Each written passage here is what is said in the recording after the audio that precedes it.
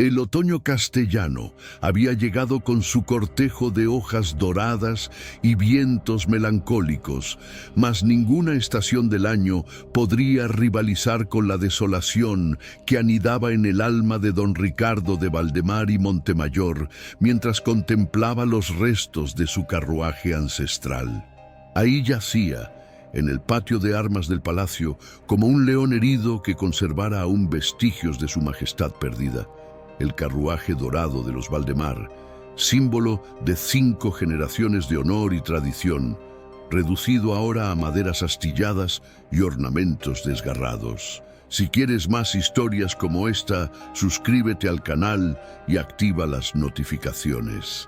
30 maestros habían desfilado por aquellos muros ancestrales. 30 hombres de renombre, cada uno llegado desde distintos confines del reino con la arrogancia del que se creía capaz de restaurar lo que el destino había quebrado. Desde el maestro Joaquín de Toledo, con sus manos delicadas como las de una dama cortesana, hasta el rudo Fernando de Asturias, cuyas palmas curtidas por décadas de trabajo honrado prometían milagros que jamás se materializaron. El conde se alzaba en la galería principal como una estatua de mármol ensombrecida, observando cómo el viento otoñal arrastraba las hojas secas por el empedrado del patio. En aquella danza melancólica veía el reflejo de su propia fortuna. Las hojas, antaño verdes y llenas de vida en las copas altivas de los robles centenarios, ahora se arrastraban sin rumbo, despojadas de su gloria estival.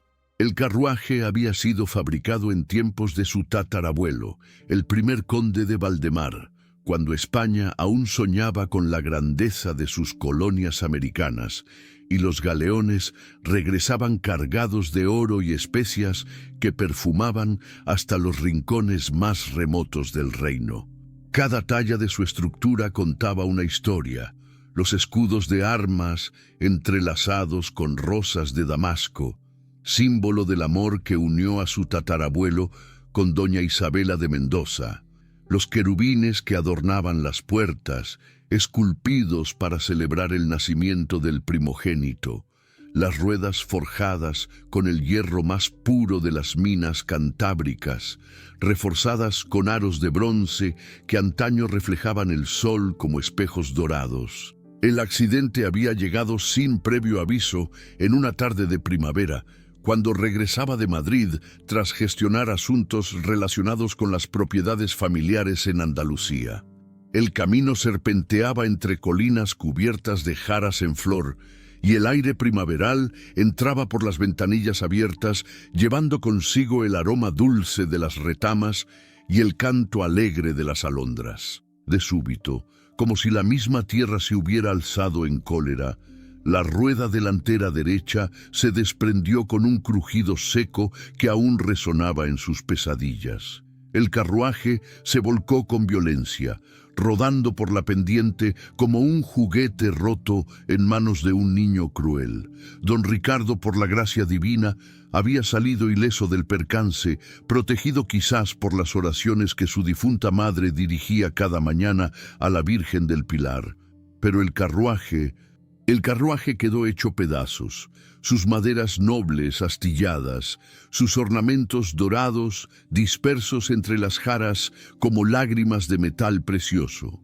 En los aposentos de servicio, donde las velas de sebo proyectaban sombras danzantes sobre muros de piedra desnuda, Esperanza Sánchez limpiaba los últimos restos de la cena señorial. Sus manos, curtidas por años de trabajo en los campos de trigo de su padre, manejaban ahora porcelanas de Sèvres con una delicadeza que había aprendido a fuerza de reprensiones del ama de llaves.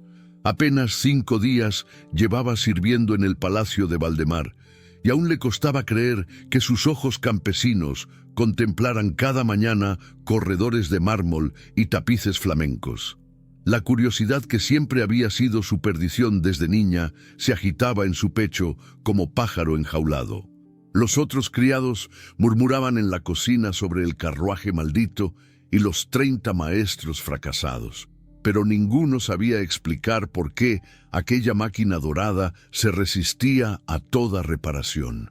Doña Remedios, el ama de llaves que llevaba 40 años sirviendo en la casa, aseguraba que el carruaje guardaba secretos que solo su creador original conocía.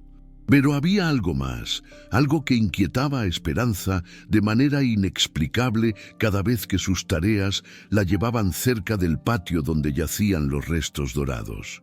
Una sensación extraña, como si aquellas maderas rotas llamaran a sus manos con voces que solo ella podía escuchar. Era una locura, lo sabía, mas no podía desechar la certeza creciente de que entre ella y aquel carruaje destrozado existía una conexión que trascendía la lógica.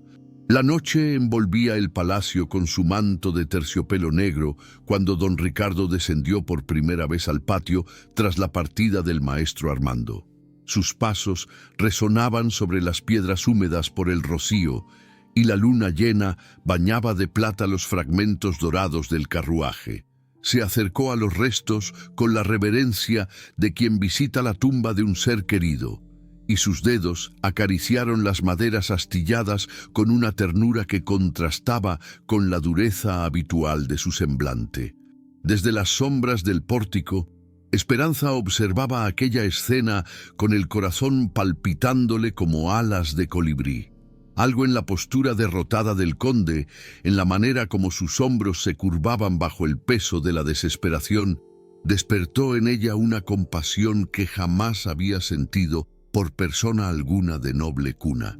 Era como si pudiera ver más allá de los ropajes de seda y los títulos aristocráticos, hasta llegar al alma atormentada de un hombre que había perdido algo más valioso que el oro: la fe en sí mismo.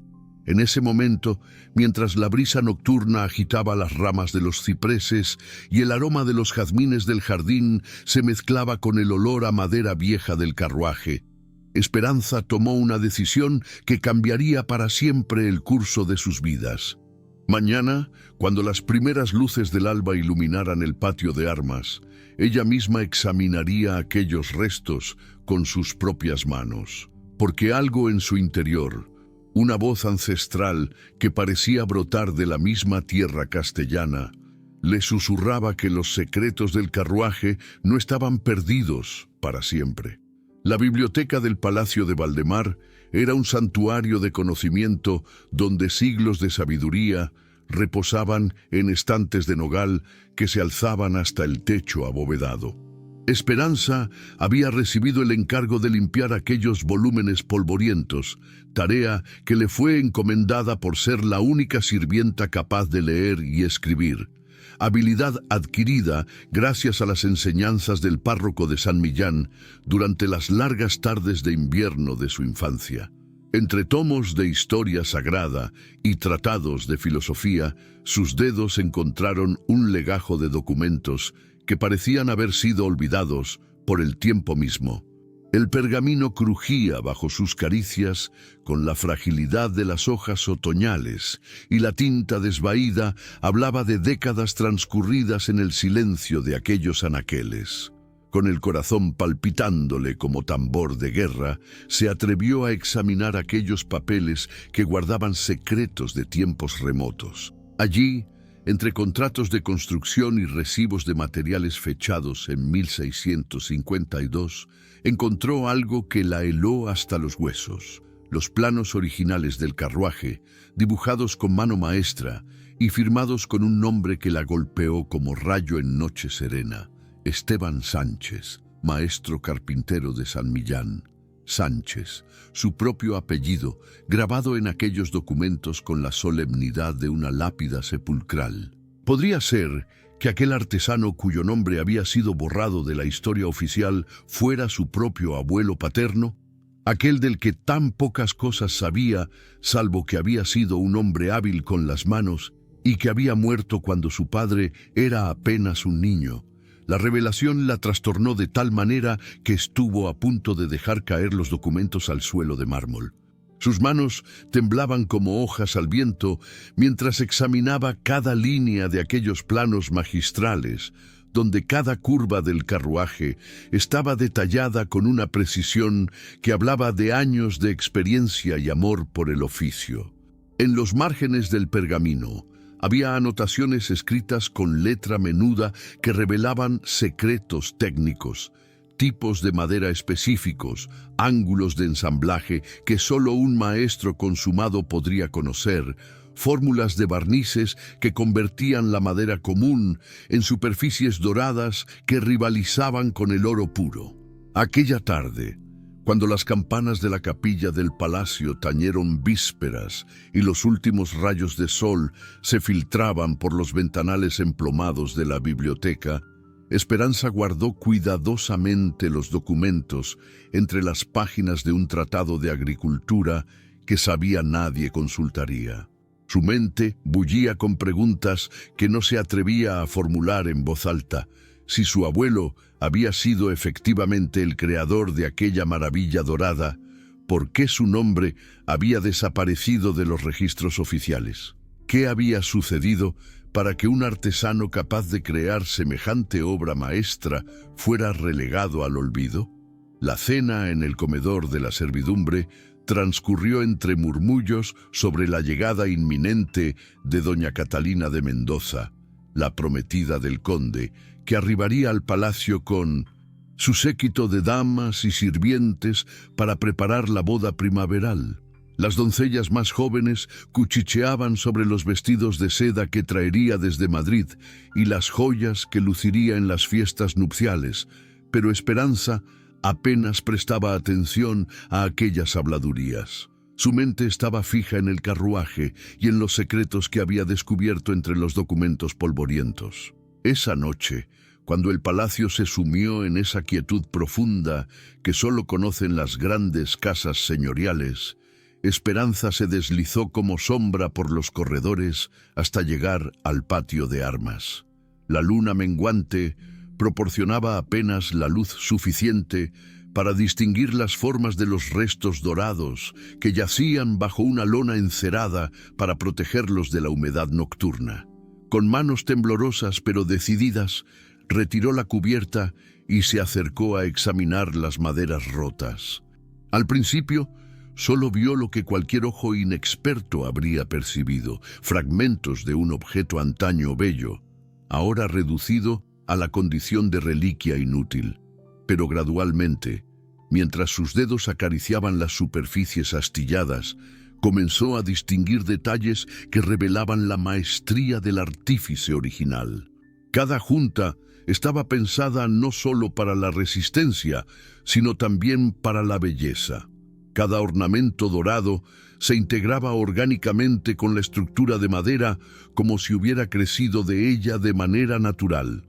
Y entonces, al examinar más de cerca una de las vigas principales, descubrió algo que la hizo contener el aliento. Grabadas discretamente en la madera, casi imperceptibles a primera vista, estaban las iniciales ES, entrelazadas con un pequeño dibujo que representaba un roble, el mismo símbolo que adornaba el dintel de la casa paterna en San Millán. No podía ser casualidad. Su abuelo, Esteban Sánchez, había sido efectivamente el artífice de aquella maravilla.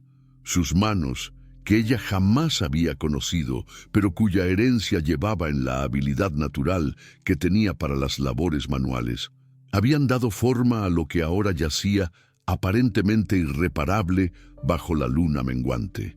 Mientras regresaba sigilosamente a sus aposentos, una idea audaz comenzó a germinar en su mente como semilla en tierra fértil. Si la sangre de su abuelo corría por sus venas, si había heredado aunque fuera una fracción de su talento, ¿no sería posible que también hubiera heredado el conocimiento necesario para restaurar su obra maestra? La idea era tan atrevida que la hizo sonrojarse incluso en la soledad de su pequeño cuarto. Una criada campesina, pretender rivalizar con maestros artesanos de toda España, era el colmo de la presunción, y sin embargo, no podía desechar la certeza creciente de que aquellas maderas la llamaban, que entre ella y el carruaje existía una conexión que trascendía la lógica y las convenciones sociales. En la distancia, el reloj de la torre del palacio dio las 2 de la madrugada con su voz broncínea que se extendía por los campos castellanos como un lamento ancestral. Esperanza se durmió con el aroma a madera vieja impregnado en sus manos y un sueño imposible creciendo en su corazón como rosa silvestre que desafía al invierno. El amanecer llegó a Castilla con su cortejo de nieblas plateadas que se alzaban desde los campos de rastrojo como almas en pena buscando el camino al cielo. Don Ricardo había pasado la noche en vela, paseando por los corredores del palacio como lobo enjaulado, mientras su mente daba vueltas al mismo tormento que lo aquejaba desde hacía meses. La certeza creciente de que jamás lograría restaurar el carruaje de sus antepasados. El maestro Armando de Sevilla había partido al alba sin siquiera despedirse, llevándose consigo las últimas esperanzas que el conde había albergado. Ahora, mientras contemplaba desde su despacho el patio donde yacían los restos dorados bajo la luz incierta del amanecer, sentía que una parte esencial de su identidad se desvanecía como humo en el viento matinal. La llegada de doña Catalina estaba prevista para esa misma tarde, acompañada de su padre, el poderoso duque de Alba, y un séquito de nobles que venían a ultimar los detalles de la boda. Don Ricardo sabía que tendría que enfrentar preguntas incómodas sobre el estado del carruaje, que había sido mencionado en las cartas matrimoniales como una de las joyas del patrimonio familiar. ¿Cómo explicar que 30 maestros habían fracasado en su restauración? ¿Cómo justificar que los Valdemar, orgullosos custodios de 5 siglos de tradición, no habían logrado preservar ni siquiera su símbolo más preciado? En las cocinas del palacio, Esperanza amasaba pan con una intensidad que sorprendía a las otras sirvientas. Sus manos trabajaban la masa con movimientos precisos y rítmicos, pero su mente estaba completamente absorta en los planos que había memorizado la noche anterior. Cada detalle de la construcción del carruaje se había grabado en su memoria con la nitidez de una iluminación sagrada. Sabía exactamente cómo debían ensamblarse las piezas, qué tipo de cola era necesaria para cada junta, qué ángulos garantizarían la máxima resistencia sin sacrificar la elegancia. El conocimiento fluía por sus venas como sangre ancestral, como si los secretos de su abuelo hubieran permanecido dormidos en su interior, esperando el momento propicio para despertar. Era una sensación embriagadora y aterradora a la vez. ¿Cómo podía estar tan segura de poseer habilidades que jamás había puesto a prueba? Doña Remedios observaba con ojo experto los preparativos para la llegada de los invitados ilustres. El palacio debía presentar su mejor cara para recibir al duque de Alba y su séquito, lo que significaba que cada superficie debía brillar como espejo y cada detalle protocolar debía ejecutarse a la perfección. Había asignado a Esperanza la tarea de pulir la vajilla de plata en el comedor principal, trabajo que requería tanto habilidad manual como discreción absoluta. Mientras frotaba cada pieza con la pasta aromática que devolvía el brillo original al metal, Esperanza no podía apartar la vista del ventanal que daba al patio de armas. Desde allí podía ver perfectamente los restos del carruaje, y cada vez que los contemplaba, sentía crecer en su interior una compulsión irresistible. Era como si las maderas rotas la llamaran con voces que solo ella podía escuchar, voces que susurraban secretos de mortajas y ensambles, de barnices dorados y hierros forjados. La comitiva del duque llegó cuando el sol alcanzaba su cenit, precedida por el repiqueteo de cascos sobre el empedrado y el tintineo melodioso de los arreos de los caballos. Doña Catalina de Mendoza descendió de su carruaje particular con la gracia estudiada de quien ha sido educada desde la cuna para ocupar su lugar en la más alta sociedad. Su vestido de viaje, confeccionado en seda azul de León con encajes de Bruselas, susurraba secretos de elegancia con cada movimiento, y su sonrisa perfecta irradiaba la confianza de quien nunca ha conocido la duda o el fracaso. Don Ricardo la recibió en el pórtico principal, con toda la ceremonia que exigía su rango, pero Esperanza, que observaba discretamente desde el segundo piso, no pudo evitar notar la tensión que se adivinaba bajo la máscara cortesana del conde. Sus ojos grises, habitualmente serenos como lagos en calma, revelaban tempestades interiores que solo un observador atento podría percibir.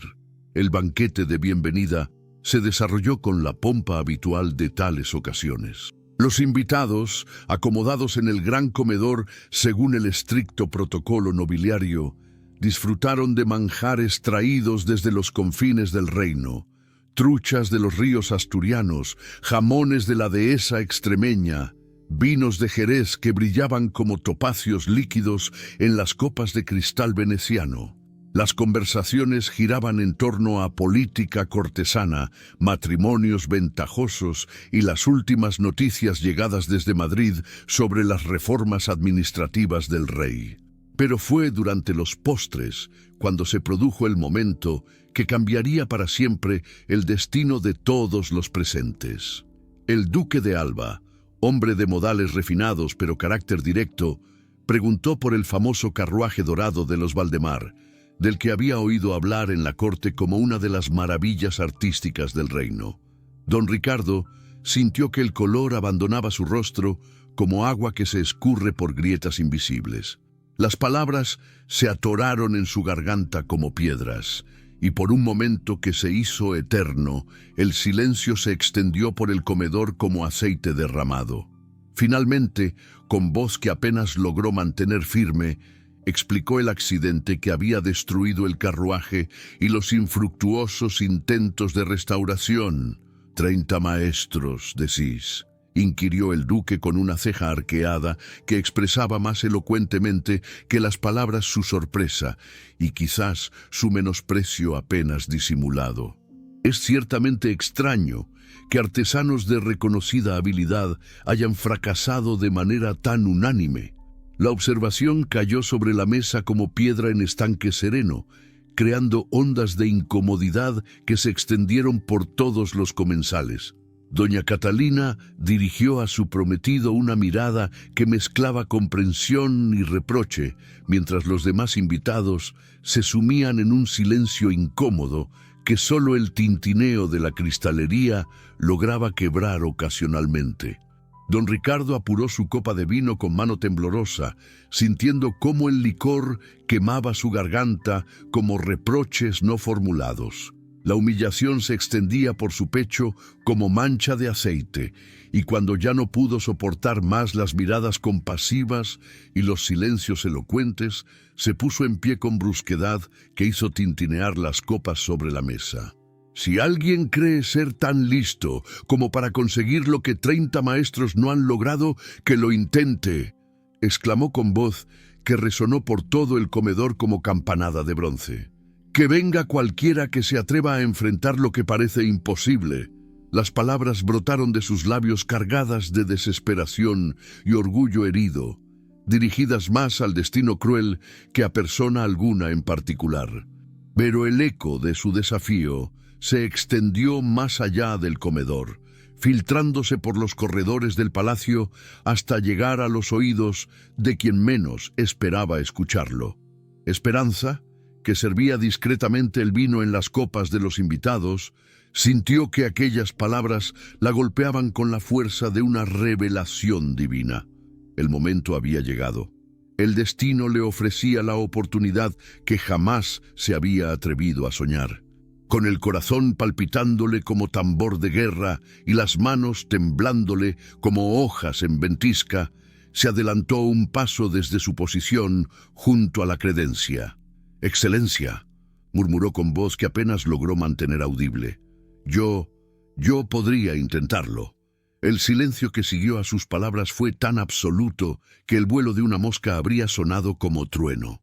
30 pares de ojos se clavaron en ella con expresiones que iban desde la sorpresa hasta la indignación, mientras el color abandonaba su rostro como agua que se escurre por tierra seca. Había cruzado una línea invisible pero infranqueable. Había desafiado siglos de tradición y convenciones sociales con unas pocas palabras susurradas. Pero ya no había vuelta atrás. El destino había sido invocado, y ahora solo quedaba enfrentarlo con el valor que su sangre campesina le había legado, y la sabiduría ancestral que corrían por sus venas como ríos subterráneos, esperando el momento de brotar a la superficie. La conmoción que siguió a las palabras de Esperanza se extendió por el comedor como ondas en estanque turbado por piedra arrojada con violencia. Los invitados intercambiaban miradas de incredulidad y escándalo apenas disimulado, mientras el duque de Alba se llevaba lentamente la copa a los labios para ganar tiempo antes de formular la respuesta que la situación demandaba. Doña Catalina fue la primera en romper el silencio sepulcral que había caído sobre la estancia como mortaja de seda. Su risa, cristalina y fría como cascada invernal, resonó por todo el comedor con la crueldad refinada de quien ha aprendido a usar la elegancia como arma. ¡Qué deliciosa ocurrencia!, exclamó dirigiéndose a los demás comensales con sonrisa que no llegaba a sus ojos. Una criada que pretende rivalizar con maestros de toda España. Ciertamente, el aire castellano debe tener propiedades embriagadoras que desconocíamos. Sus palabras destilaban un veneno sutil que se extendía por el ambiente como perfume mortífero, y varios invitados rieron discretamente, más por cortesía hacia la futura condesa que por auténtica diversión. Pero don Ricardo permanecía inmóvil como estatua de mármol, con los ojos fijos en Esperanza, de manera que la muchacha sintió como si pudiera leer cada pensamiento que cruzaba por su mente.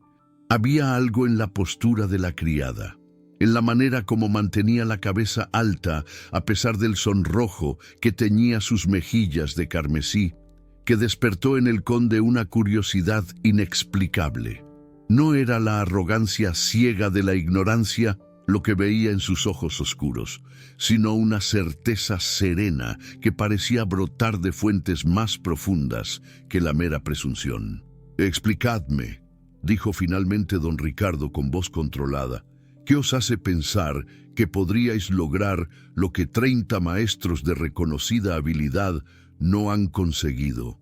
La pregunta flotó en el aire cargado de tensión, como hoja que busca dónde posarse. Esperanza sintió que todas las miradas se clavaban en ella con la intensidad de puñales, y por un momento que se hizo eterno, estuvo a punto de retractarse, de pedir perdón por su osadía y retirarse a la seguridad de su anonimato. Pero entonces recordó los planos polvorientos en la biblioteca, las iniciales grabadas en la madera del carruaje, la sensación de reconocimiento que había experimentado al tocar aquellas superficies rotas. La sangre de Esteban Sánchez corría por sus venas, y con ella los secretos de una artesanía que trascendía las enseñanzas de cualquier gremio. «Excelencia», murmuró con voz que gradualmente fue ganando firmeza. «No puedo explicar la certeza que siento, pero algo me dice que conozco los secretos de ese carruaje mejor que cualquier maestro forastero. He estudiado los planos originales y creo entender por qué las reparaciones han fracasado hasta ahora». Sus palabras cayeron sobre la asamblea como rayos en noche serena. El duque de Alba se inclinó hacia adelante con interés renovado, mientras doña Catalina perdía por primera vez su compostura perfecta, permitiendo que una expresión de alarma genuina cruzara por su rostro como nube que oscurece el sol. «¿Los planos originales?», preguntó don Ricardo con voz que traicionaba una emoción que pugnaba por mantenerse controlada. «¿Dónde habríais podido ver semejante cosa?». Esperanza sintió que había llegado el momento de la verdad definitiva. Ya no podía retroceder, ya no podía refugiarse en las sombras del anonimato. con manos que temblaban como hojas en vendaval, pero con voz que se volvía más firme a cada palabra, comenzó a revelar el secreto que había descubierto entre los libros polvorientos de la biblioteca. En los archivos de vuestra biblioteca, Excelencia, encontré documentos fechados en 1652 que contienen los planos detallados del carruaje. Están firmados por Esteban Sánchez, maestro carpintero de San Millán, que creo era mi abuelo. El silencio que siguió a esta revelación fue tan profundo que el latido de los corazones parecía audible. Los comensales se miraban unos a otros con expresiones que iban desde la fascinación hasta el horror, mientras don Ricardo sentía que el suelo se movía bajo sus pies como durante un terremoto. «Vuestro abuelo», repitió lentamente, como si cada palabra tuviera que ser examinada antes de ser pronunciada. «¿Estáis sugiriendo que el artífice original del carruaje de los Valdemar fue un campesino de San Millán?» La pregunta encerraba implicaciones que iban mucho más allá de la mera curiosidad histórica. Si era cierto que el carruaje, símbolo supremo del linaje aristocrático de los Valdemar, había sido creado por un artesano campesino cuyo nombre había sido deliberadamente borrado de los registros oficiales, entonces la estructura misma sobre la que se asentaba su orgullo familiar quedaba cuestionada de manera fundamental. Esperanza asintió con gravedad que contrastaba con su juventud, consciente de que cada palabra que pronunciara a partir de ese momento tendría consecuencias irreversibles. Los documentos incluyen no solo los planos, sino también anotaciones técnicas que revelan secretos de construcción que ningún maestro actual conoce. Tipos específicos de madera, técnicas de ensamblaje que garantizan flexibilidad sin sacrificar resistencia, fórmulas de barnices que he visto aplicar en mi pueblo desde niña. Sus palabras fluían ahora con la autoridad de quien habla desde el conocimiento profundo, no desde la presunción vacía. Y don Ricardo, a pesar de todos sus prejuicios aristocráticos, no podía negar que había algo en la manera como la muchacha hablaba de maderas y ensambles que sugería una comprensión técnica que trascendía la educación formal. Doña Catalina observaba este intercambio con creciente alarma. Su instinto femenino había detectado algo en la manera como su prometido miraba a la criada, una atención que iba más allá del mero interés intelectual. Había en los ojos grises del conde una chispa de fascinación que ella reconocía, por haberla buscado en vano durante los meses de su compromiso. «Supongamos», intervino con voz que mantenía un tono de condescendencia estudiada, «que vuestras afirmaciones fueran ciertas. ¿Qué garantías podríais ofrecer de que no destrozaríais completamente lo que queda del carruaje en vuestro experimento?» La pregunta era un desafío directo, pero también revelaba la preocupación real que comenzaba a apoderarse de la futura condesa. Si por algún milagro inexplicable la criada lograba reparar el carruaje, el impacto sobre su propio estatus sería devastador. Una campesina que superara donde 30 maestros habían fracasado se convertiría automáticamente en una figura de poder que podría amenazar el orden establecido del palacio. Esperanza sintió el peso de aquella mirada calculadora, pero no se dejó intimidar. La sangre de su abuelo artesano corría por sus venas, y con ella una dignidad que ninguna humillación podría quebrantar. «Señora», respondió con voz serena que sorprendió incluso a ella misma, «no solicito que confiéis en mis palabras, sino en mis obras. Propongo un plazo de 7 días para demostrar que puedo iniciar la reparación de manera efectiva. Si al cabo de ese tiempo no he logrado progresos tangibles, me comprometo a abandonar para siempre este palacio sin solicitar compensación alguna». La audacia de la propuesta dejó a todos sin aliento. 7 días para lograr lo que 30 maestros no habían conseguido en meses de trabajo, con la amenaza del destierro permanente como precio del fracaso. Era una apuesta que rozaba la locura, pero había en la determinación de Esperanza algo que trasladaba la convicción incluso a los más escépticos. Don Ricardo se puso en pie lentamente, sintiendo que se encontraba en una encrucijada que definiría no solo el destino del carruaje, sino el rumbo de su propia vida. Podía rechazar la propuesta y preservar las convenciones sociales, o podía aceptar el desafío y abrir la puerta a posibilidades que ni siquiera se atrevía a imaginar. 7 días, murmuró, más para sí mismo que para los demás. 7 días para demostrar que los imposibles pueden volverse realidad. Y con esas palabras selló un pacto que cambiaría para siempre el destino de todos los presentes. La primera noche de trabajo llegó envuelta en el manto estrellado de un cielo castellano que parecía contemplar desde las alturas el drama que se desarrollaba en el patio del palacio. Esperanza había obtenido permiso para instalar un pequeño taller en los establos abandonados, donde podría trabajar sin interferir con las actividades cotidianas del palacio ni exponerse demasiado a las miradas curiosas y frecuentemente hostiles de los otros sirvientes. A la luz vacilante de media docena de velas de sebo que había conseguido del almacén de la despensa, comenzó su examen minucioso de cada fragmento del carruaje. Sus manos, curtidas por años de trabajo manual, pero dotadas de una sensibilidad casi supernatural, acariciaban cada superficie rota, como si pudieran leer secretos escritos en las vetas de la madera y las oxidaciones del metal. Gradualmente, mientras la noche avanzaba hacia su punto más profundo y el palacio se sumía en el silencio que solo conocen las grandes casas señoriales durante las horas pequeñas, Esperanza comenzó a comprender la magnitud del desafío que había asumido.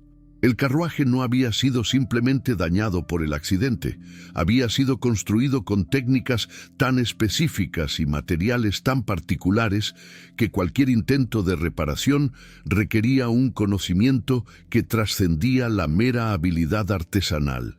Pero había algo más, algo que comenzó a revelarse cuando, al examinar una de las vigas principales con una lupa que había tomado prestada del escritorio del conde, descubrió grabados ocultos que ningún maestro anterior había detectado.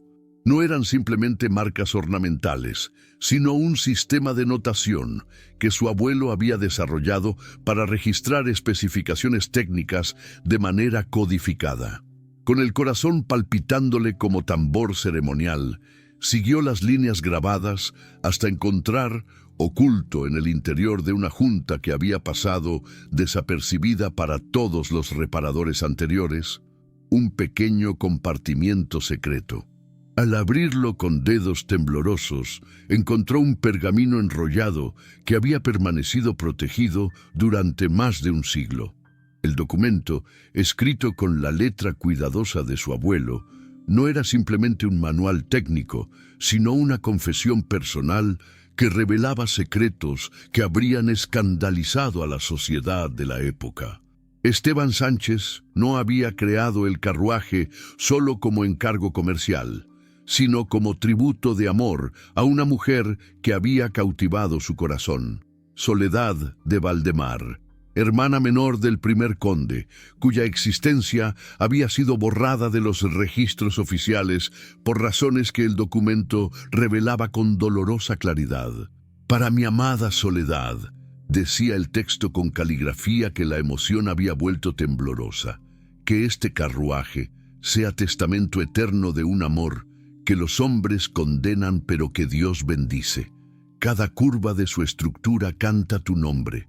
Cada ornamento dorado refleja la luz de tus ojos. Cada junta resiste el paso del tiempo como resistirá nuestro amor a las tempestades del mundo».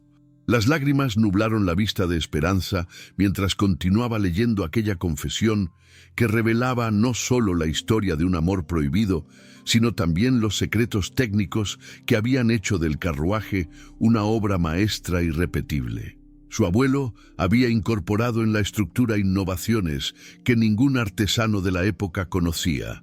sistemas de suspensión que absorbían los impactos del camino, técnicas de laminado que daban flexibilidad a la madera sin comprometer su resistencia, aleaciones metálicas que combinaban dureza y maleabilidad, de manera que solo un maestro consumado podría lograr. Pero lo más revelador era la descripción de los materiales específicos que había utilizado, algunos de los cuales explicaban por qué las reparaciones anteriores habían fracasado sistemáticamente. La madera principal no era simplemente caoba, sino una variedad especial traída desde las montañas asturianas que había sido curada mediante un proceso específico que incluía la inmersión en aguas de manantiales con propiedades minerales particulares.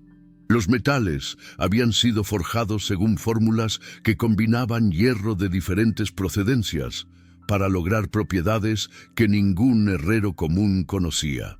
Cuando las primeras luces del alba comenzaron a filtrarse por las ventanas del establo, Esperanza se encontró en posesión de conocimientos que la convertían, por derecho de sangre y herencia intelectual, en la única persona capaz de restaurar el carruaje a su gloria original.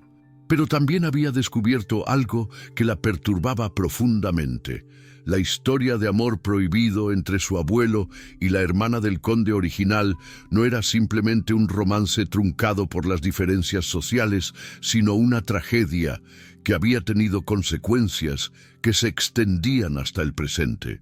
Según el documento, Soledad había muerto dando a luz a un hijo de Esteban, un niño que había sido criado en secreto en San Millán como hijo adoptivo de una familia campesina. Ese niño era su propio padre, lo que significaba que ella no era simplemente una criada con talento, sino la descendiente directa de los Valdemar, con sangre aristocrática corriendo por sus venas junto a la herencia artesanal de su abuelo paterno. La revelación la impactó con la fuerza de un rayo en noche serena. Durante toda su vida había aceptado su condición humble como destino inmutable. Había aprendido a mantener la cabeza gacha ante los nobles y a considerar su lugar en el mundo como definitivamente establecido por la providencia. Pero ahora todo había cambiado. Mientras guardaba cuidadosamente el documento en un pliegue oculto de su vestido, oyó pasos que se acercaban al establo. Don Ricardo apareció en el umbral, con el cabello revuelto por el viento matinal y expresión que revelaba que tampoco había logrado conciliar el sueño durante la noche. ¿Habéis encontrado algo?, preguntó con voz ronca por el cansancio y la ansiedad. Esperanza lo miró a los ojos por primera vez, sin la deferencia instintiva que siempre había mostrado hacia los nobles. Ahora sabía que la sangre que corría por sus venas era tan noble como la de él, aunque las circunstancias la hubieran condenado a una vida de servidumbre. «Excelencia», respondió con voz que había adquirido una nueva dignidad, «he encontrado más de lo que jamás esperé, y creo que en los próximos días todos vamos a descubrir verdades que cambiarán para siempre nuestra comprensión del pasado y del presente». Don Ricardo notó el cambio en su tono, la nueva confianza que irradiaba como luz de antorcha recién encendida. Sin poder explicar por qué, sintió que se encontraba ante una mujer completamente diferente de la criada tímida que había conocido días antes. Había en sus ojos oscuros una profundidad que lo intrigaba y lo perturbaba a la vez, como si hubiera despertado fuerzas que habían permanecido dormidas durante décadas. «¿Y el carruaje?», insistió. «¿Creéis realmente que podréis repararlo?». Esperanza sonrió por primera vez desde que había llegado al palacio, y esa sonrisa transformó completamente su rostro, dotándolo de una belleza que trascendía las convenciones sociales y las diferencias de clase.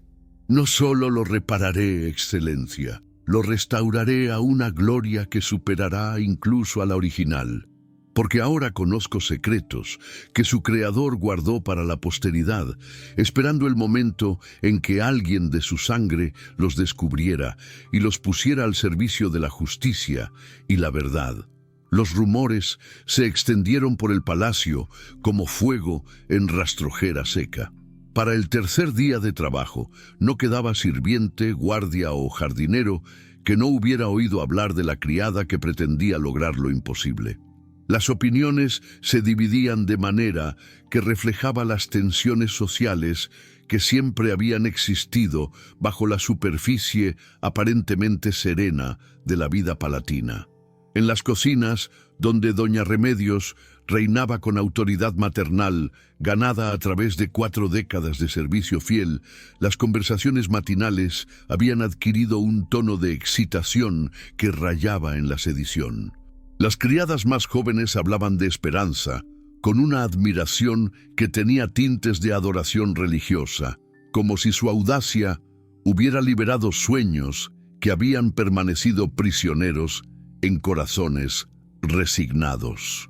«Si una de nosotras puede desafiar a los maestros de toda España», murmuró Teresa, la lavandera principal, mientras remendaba sábanas junto al fuego. ¿Qué otros imposibles podrían volverse posibles? Pero las voces a favor de Esperanza se veían contrarrestadas por otras que consideraban su empresa como una amenaza al orden natural establecido por la providencia. Don Patricio, el mayordomo principal, había visto demasiados cambios durante su larga vida como para sentirse cómodo con transformaciones que cuestionaban jerarquías consideradas inmutables. «No es natural», masculló mientras supervisaba la limpieza de la plata en el comedor principal, «que una muchacha de condición humble pretenda rivalizar con maestros de reconocida habilidad. Esto solo puede terminar en desgracia para todos». Mientras tanto, en los aposentos señoriales se desarrollaba un drama de dimensiones completamente diferentes. Doña Catalina había observado con creciente alarma cómo su prometido parecía cada vez más absorto en el progreso de la restauración. Durante las comidas, don Ricardo apenas participaba en las conversaciones sobre política cortesana o preparativos matrimoniales. Sus ojos se desviaban constantemente hacia las ventanas que daban al patio, y cuando creía que nadie lo observaba, su expresión adquiría una intensidad que ella nunca había visto dirigida hacia su propia persona. La situación llegó a un punto crítico cuando, durante el desayuno del cuarto día, don Ricardo anunció que había decidido cancelar todas las actividades sociales previstas para dedicar su tiempo completo a supervisar la restauración del carruaje. «Es un asunto de honor familiar», explicó, mientras cortaba meticulosamente su jamón en porciones perfectas. «No puedo permitir que continúen las distracciones mientras se decide el destino de nuestro símbolo más preciado». Doña Catalina dejó su taza de chocolate sobre el platillo, con un tintineo que resonó por todo el comedor como campana de alarma. ¿Supervisar a una criada os parece más importante que atender a vuestros invitados?, preguntó con voz que mantenía un tono dulce solo mediante un esfuerzo visible. ¿O acaso hay otros motivos para vuestro súbito interés en labores manuales? La pregunta flotó en el aire matinal, cargada de implicaciones que ni siquiera ella se atrevía a formular completamente.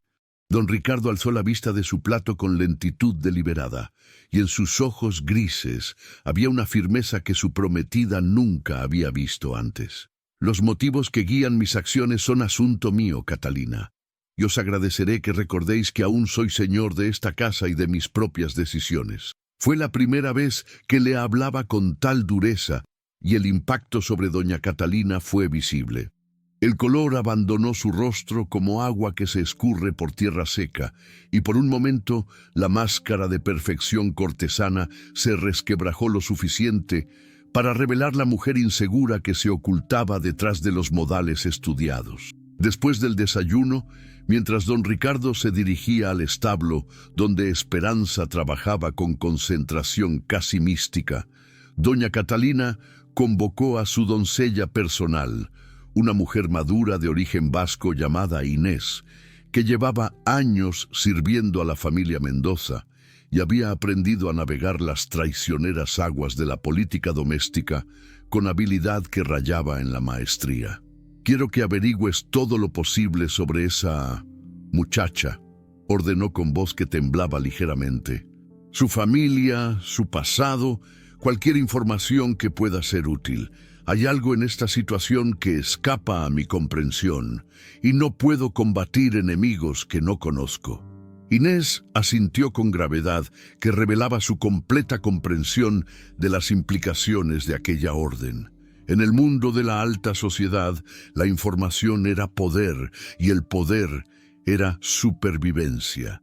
Si la pequeña criada representaba una amenaza real para los planes matrimoniales de su señora, había que neutralizarla antes de que causara daños irreparables. Mientras tanto, en el establo convertido en taller, se desarrollaba una transformación que habría parecido milagrosa a ojos menos informados. Esperanza trabajaba con una precisión que desafiaba toda lógica, como si cada movimiento de sus manos hubiera sido coreografiado por una inteligencia superior. Las piezas del carruaje, que durante meses habían resistido todos los intentos de reparación, parecían responder a sus caricias como instrumentos musicales en manos de un virtuoso.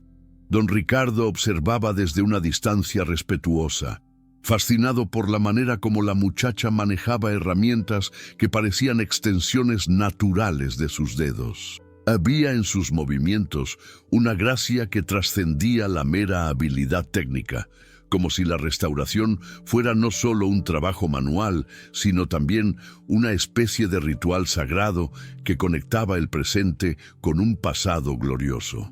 «¿Cómo sabéis exactamente qué hacer?», preguntó finalmente, incapaz de contener por más tiempo su curiosidad. «Es como si las maderas os hablaran directamente». Esperanza se detuvo en su trabajo y se volvió hacia él con expresión que revelaba la lucha interior que libraba entre la prudencia y la honestidad. Había llegado el momento de revelar al menos parte de la verdad que había descubierto en el documento secreto. «Excelencia», murmuró mientras limpiaba cuidadosamente sus manos con un paño. «Hay cosas sobre este carruaje que van más allá de la mera técnica artesanal. Su creador, mi abuelo, incorporó en su estructura no solo madera y metal, sino también amor y secretos que solo alguien de su sangre podría comprender completamente». Don Ricardo sintió que el suelo se movía bajo sus pies, como durante un terremoto. Aquellas palabras confirmaban sospechas que habían estado creciendo en su mente durante los últimos días, pero que había intentado desechar por considerarlas demasiado perturbadoras para ser ciertas. «Vuestro abuelo», repitió lentamente. «¿Estáis segura de que Esteban Sánchez fue efectivamente el artífice del carruaje?» «Completamente segura, Excelencia. Y no solo eso, he descubierto que su relación con vuestra familia fue mucho más compleja de lo que los registros oficiales sugieren». Las palabras flotaron en el aire del establo como semillas que buscan tierra fértil donde germinar. Don Ricardo sintió que se encontraba al borde de descubrimientos que podrían cambiar para siempre su comprensión del pasado familiar y quizás definir el rumbo de su futuro. Pero antes de que pudiera formular las preguntas que se agolpaban en su mente, el sonido de pasos rápidos sobre la grava del patio anunció la llegada de un visitante inesperado. Doña Catalina apareció en el umbral del establo, con el rostro congestionado por la cólera, apenas contenida, y los ojos brillando con una luz que prometía tempestades. «Ricardo», exclamó con voz que temblaba de indignación, «es hora de que pongamos fin a esta farsa antes de que cause daños irreparables a vuestra reputación y a la mía». La confrontación que siguió a la irrupción de doña Catalina en el establo tuvo la intensidad de una tormenta que ha estado gestándose durante días en el horizonte y finalmente descarga toda su furia sobre la tierra reseca. Sus palabras, cargadas de indignación aristocrática y celos apenas disimulados, resonaron por el espacio cerrado como granizo sobre tejado de pizarra. «¡Esto es intolerable!», exclamó mientras sus faldas de seda susurraban secretos de agitación con cada movimiento.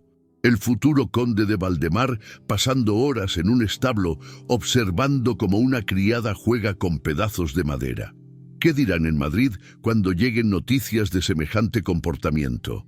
Don Ricardo se irguió con lentitud deliberada, y en sus ojos grises había una firmeza que su prometida nunca había visto antes. Los días de observar el trabajo de Esperanza habían despertado en él algo que había permanecido dormido durante años: la capacidad de admirar el talento genuino sin importar su origen social. «Lo que hago en mi propia casa es asunto mío, Catalina», respondió con voz controlada pero cargada de autoridad. «Y os sugiero que moderéis vuestro tono cuando habléis de asuntos que no comprendéis completamente». La respuesta cortó el aire como espada recién forjada, y doña Catalina retrocedió un paso como si hubiera recibido una bofetada física. Nunca, durante los meses de su compromiso, había sido rechazada de manera tan directa y pública. La humillación se extendía por su pecho como mancha de aceite, alimentando una cólera que amenazaba con escapar a todo control. Esperanza, que había permanecido inmóvil durante este intercambio, sintió que era hora de intervenir antes de que la situación degenerara en un escándalo que podría tener consecuencias devastadoras para todos los involucrados. «Señora», murmuró con voz serena dirigiéndose a doña Catalina, «entiendo vuestra preocupación, pero os aseguro que mi trabajo aquí es puramente profesional. No busco otra cosa que restaurar un patrimonio que pertenece legítimamente a la familia Valdemar». Doña Catalina se volvió hacia ella con ojos que brillaban como cristales bajo la luz del sol, y en su expresión había algo que iba más allá de la simple antipatía social.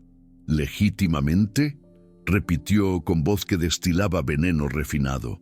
«Qué interesante elección de palabras por parte de alguien que no tiene derecho alguno a opinar sobre patrimonio nobiliario».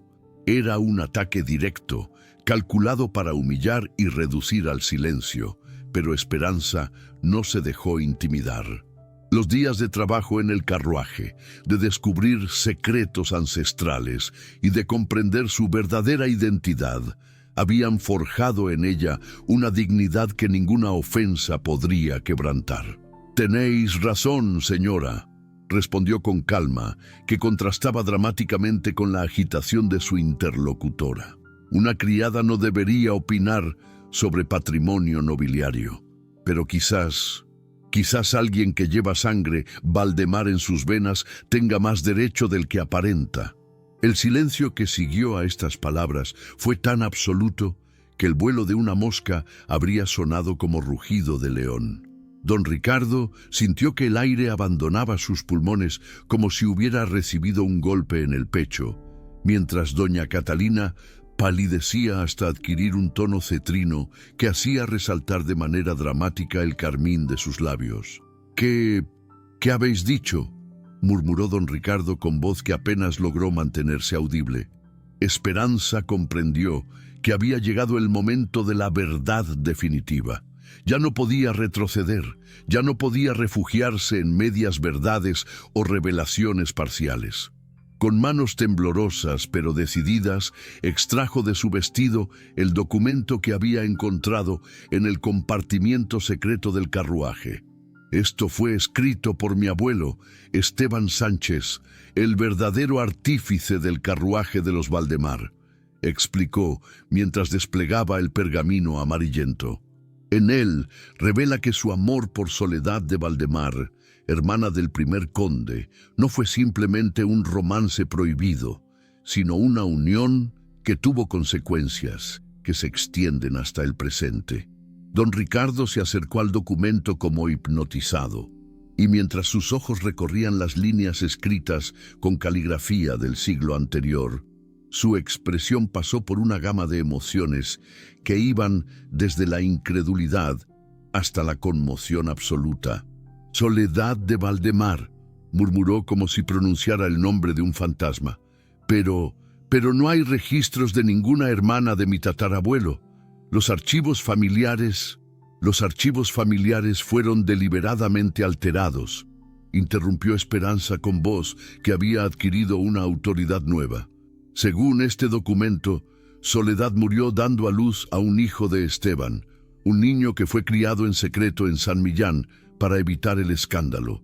Ese niño era mi padre, lo que significa que yo no soy simplemente una criada con talento, sino una descendiente directa de los Valdemar. La revelación cayó sobre los presentes como piedra en estanque sereno, creando ondas de conmoción que se extendían en círculos concéntricos.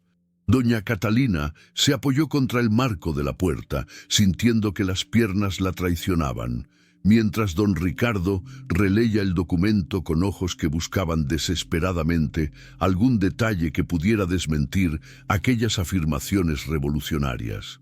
Pero la evidencia era irrefutable.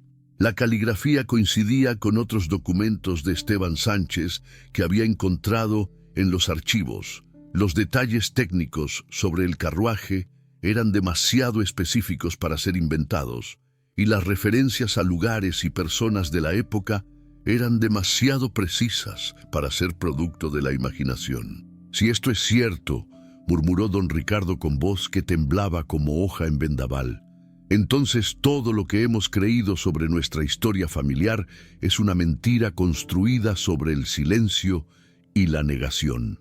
Esperanza asintió con gravedad que contrastaba con su juventud. Los secretos del pasado habían sido finalmente liberados de su prisión de silencio, pero sabía que las consecuencias de aquellas revelaciones apenas comenzaban a desarrollarse.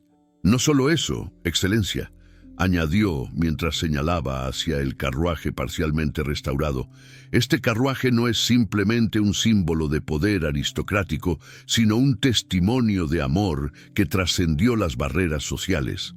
Cada ornamento, cada curva de su estructura fue diseñado como tributo a una mujer que se atrevió a amar por encima de las convenciones de su época. Doña Catalina, que había permanecido en silencio mientras procesaba las implicaciones de aquellas revelaciones, finalmente encontró su voz, aunque sonaba ronca por la conmoción.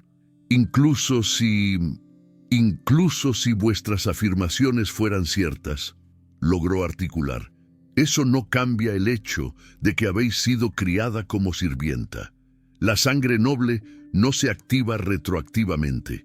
Era un argumento desesperado, el último recurso de quien ve amenazada toda su estructura de poder y privilegio. Pero Esperanza ya no era la muchacha tímida que había llegado al palacio hacía una semana. Los descubrimientos sobre su verdadera identidad habían liberado en ella una dignidad ancestral que ninguna humillación podría quebrantar. «Tenéis razón, señora», respondió con sonrisa que irradiaba una paz interior recién descubierta. «La sangre noble no convierte automáticamente a nadie en noble, pero el talento, el trabajo honrado y la dedicación a la verdad, esas sí son cualidades que ennoblecen a cualquier alma, sin importar las circunstancias de su nacimiento».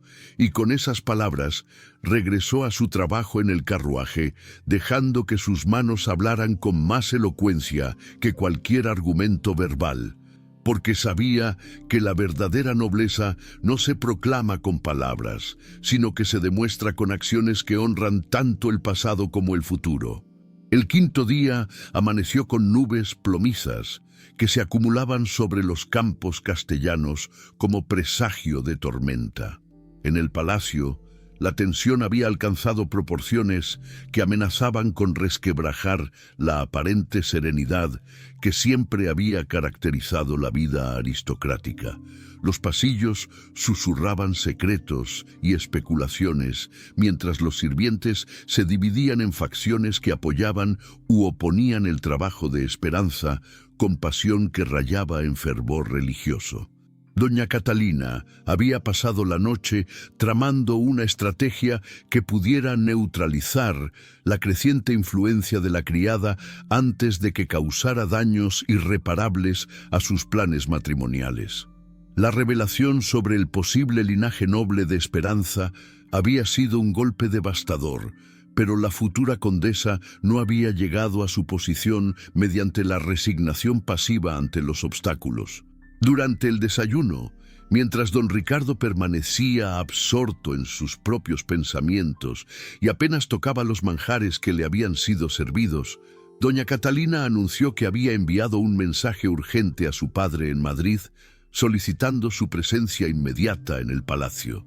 Es hora de que personas con mayor experiencia en asuntos genealógicos examinen esas afirmaciones, declaró con voz que mantenía un tono dulce solo mediante un esfuerzo visible.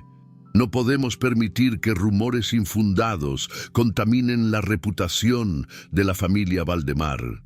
Don Ricardo alzó la vista de su plato con lentitud deliberada, y en sus ojos había una dureza que su prometida nunca había visto antes.